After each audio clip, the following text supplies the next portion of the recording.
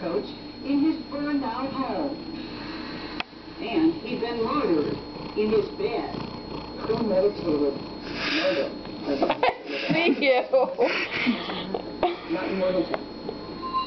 But Detective Mesmer says I see you. What are you doing to you? from the minute they saw Jimmy Michael.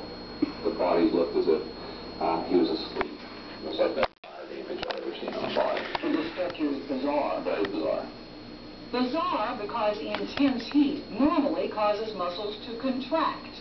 Not only was Jimmy Michael lying flat on the bed, this healthy 33-year-old man apparently Whatever. suffered at all to escape.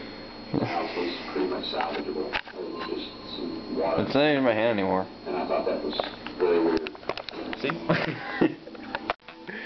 When the medical Alright. found no soot in Jimmy's breathing, Peekaboo! police knew this was murder. Joe? The fire set Open the crack up again. to destroy evidence.